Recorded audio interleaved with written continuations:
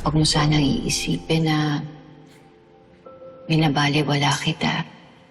Kung pakiramdam mo na may pagkukulang ako sa'yo. Sana mapatawad mo ko.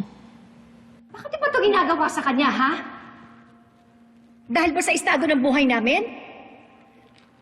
Hindi tama yung ginagawa ninyo. Natatakot ka, ha? Na pag sumulpot dito yung totoong anak ni Rosel, ano, may chipwera ka. Alam ba ni nanay ang totoo? Oo, malamang. Hindi. Hindi totoo yun. Ako ang anak ni nanay. Ako yung kambal ni Tyrone.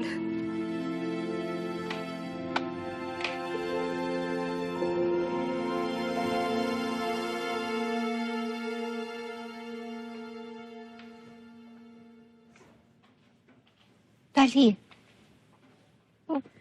Ba't gising ka pa? May pasok ka pa bukas, ha?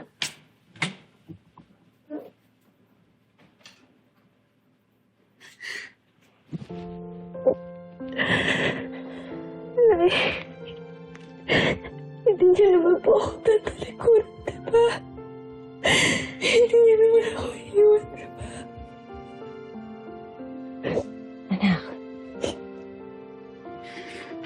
Ano ba yung pinagsasabi mo?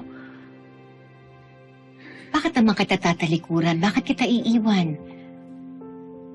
Ito ang tatandaan mo, ha? Kahit na anong mangyari, hindi kita iiwan.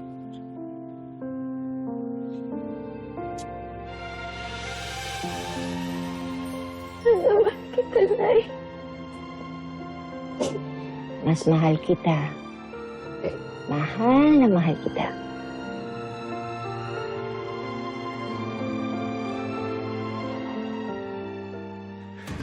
Wala palang silbi yung dila nitong lalaking to eh. Tuloy na natin to! Teka! Sino? Na kay Chris! Chris Almendras, yung anak ni Rosel. Na kay Chris.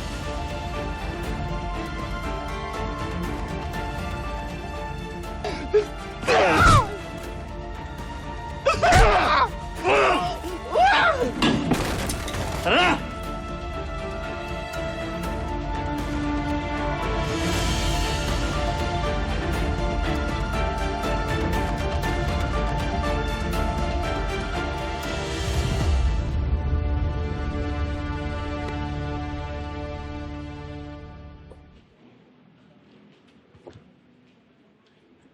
Ben, Miss Rosel, ano po ginagawa niyo dito?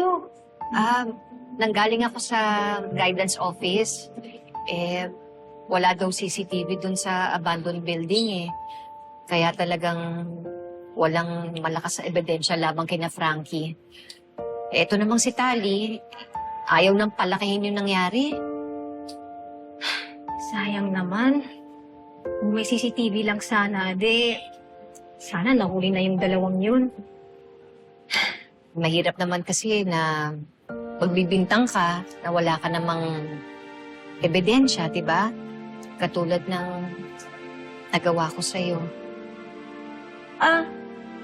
Kalimutan niyo na po yun. Okay lang po. Naiintindihan ko po kayo.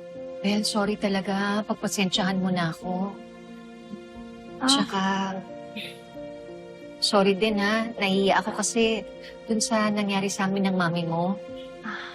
Hindi niyo po kailangan mag-sorry, pero sige, apology accepted.